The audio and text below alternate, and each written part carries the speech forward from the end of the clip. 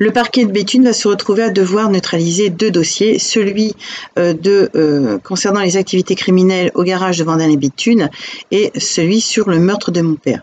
Pour cela, il va utiliser un certain nombre de stratagèmes.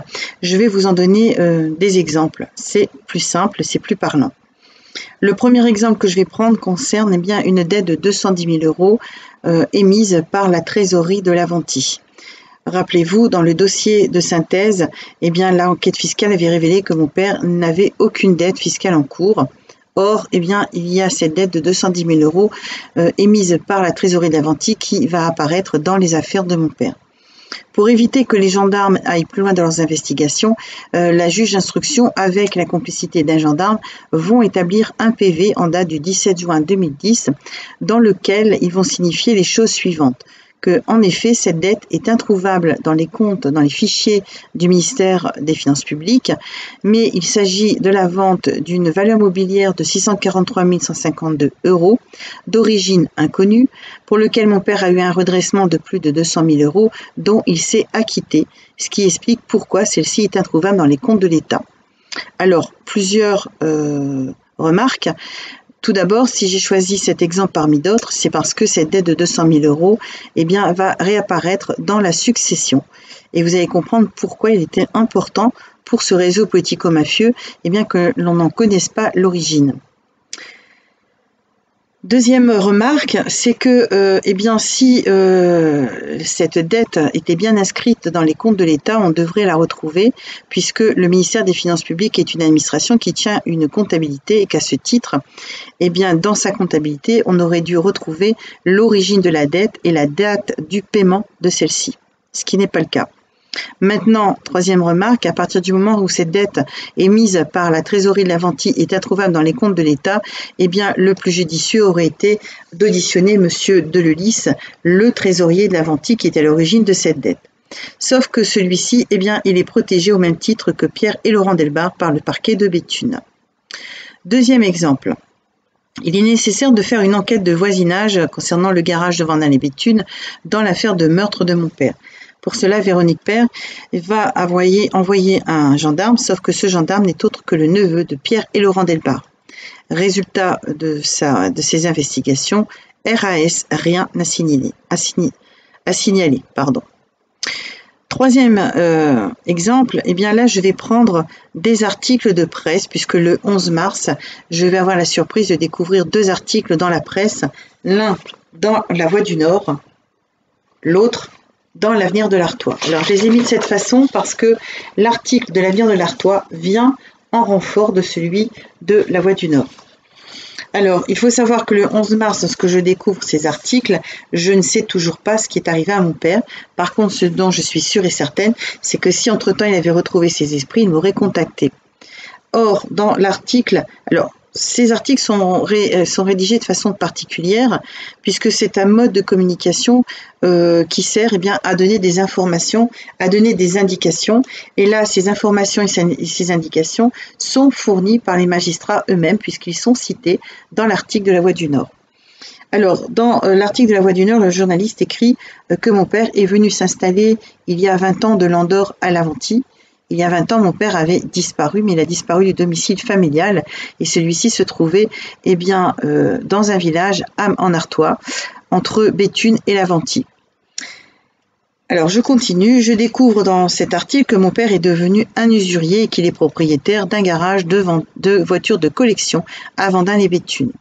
Quant à Luciano Mulé, il est fait mention également de lui. Alors, Luciano Mulé est présenté comme étant un bon père de famille, sans histoire, courageux, puisqu'il est bûcheron la journée et il est boucher la nuit. Et par contre, dans cet article, le journaliste met l'intégralité des aveux qu'il a fait auprès de la juge d'instruction. Alors, point important quand même, c'est que dans ses aveux, Luciano Mulé ne reconnaît pas avoir assassiné mon père, il reconnaît l'avoir agressé et que lorsqu'il a quitté les lieux, celui-ci est encore en vie.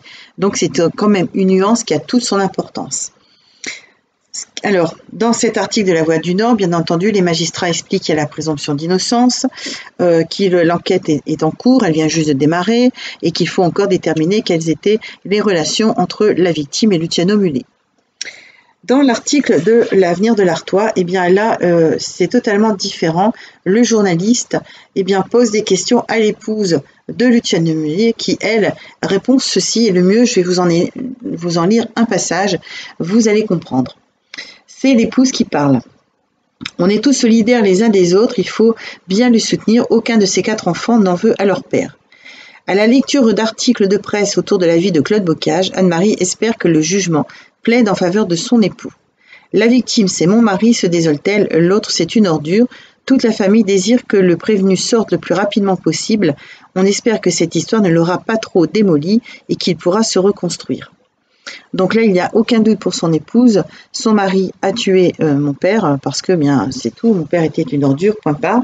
Alors, l'autre point qui va soulever question quand même, c'est qu'elle fait mention d'articles autour de la vie de mon père en date du 11 mars. Je me pose la question de quel article elle parle parce que mon père n'a plus de vie sociale depuis 1970. En fait, c'est une information pour le réseau, puisque ces articles sont destinés au réseau politico-mafieux. C'est une information pour celui-ci de veiller aux articles qui vont suivre, puisque derrière les articles du 11 mars, il va y avoir régulièrement des articles qui vont être diffusés, qui font mention en fait de l'état de l'avancée des enquêtes, que ce soit au garage où il y a les activités criminelles ou sur le meurtre de mon père. Et donc il y a des informations et des directives qui sont données. Il faut savoir qu'au fur et à mesure de ces articles, mon père devient le parrain. Tout, c'est lui qui est responsable de tout. En ce qui concerne Luciane de Meulier, c'est toujours le bon père de famille qui s'est rétracté entre-temps et l'épouse qui, cette fois-ci, clame l'innocence de son mari. Alors, il faut savoir que ces articles vont pouvoir avoir pour effet de saboter les auditions que les gendarmes avaient prévues pour les 2 affaires. Alors, si vous avez un doute encore sur ce que je vous annonce, je vais vous donner un autre exemple. Puisque Véronique Père, qui ne communique jamais avec mon avocat, va le contacter début octobre 2010 pour l'informer qu'elle tient à ma disposition une caisse dans laquelle il y a des dossiers au nom de mon père. C'est la personne qui a racheté le domicile familial de mes parents qui lui a porté ce carton. Alors, je vais annoncer à mon avocat que je refuse de prendre possession de cette caisse et je vais l'argumenter par écrit. Il faut savoir que la démarche de Véronique Père, c'était pour me piéger, parce que si je prenais cette caisse, je devenais acceptante purement et simplement de la succession. Ce que je ne voulais surtout pas, ce que je ne veux pas. Je vais avoir la surprise de découvrir mon refus dans la presse, sachant que dans les articles qui sont diffusés, il n'est jamais fait mention de la partie civile, puisque tantôt mon père est tellement horrible qu'il a coupé les ponts avec sa famille, tantôt c'est l'inverse, c'est sa famille qui a coupé les ponts avec lui tellement que c'est quelqu'un d'horrible. Alors comment le journaliste va-t-il donner cette information dans son article en date du 7 octobre 2010, article qui va paraître dans La Voix du Nord, dans l'Avenir de l'Artois et dans l'Écho de la Liste? Eh bien, voici comment il écrit ceci. Depuis son incarcération, la famille aurait reçu des témoignages spontanés de personnes qui auraient connu Claude Bocage. Celui-ci était propriétaire d'une maison dans la commune voisine. Il aurait laissé des documents, mais la famille a refusé de s'en saisir. Comment Claude Brassard, le journaliste, pouvait-il être au courant de mon refus ? Et surtout, quel est l'intérêt pour le lecteur de savoir que j'ai refusé ces documents, d'autant plus qu'il n'est pas mentionné qu'il s'agit de la partie civile, puisque je suis présentée comme étant la famille. Alors, le seul intérêt, c'est pour le réseau, puisque le message qui est transmis au réseau, c'est que le parquet de Béthune n'est pas parvenu à neutraliser toute enquête possible sur leurs activités. Puisque, comme je vous l'ai dit, comme je vais me positionner comme acceptante à concurrence de l'actif net, il y a la nomination d'un notaire, et donc c'est le notaire qui a tout à fait la possibilité de saisir un procureur et de demander une enquête. Donc voilà pourquoi il était important que le réseau soit au courant qu'il y a encore des risques d'enquête sur leurs activités.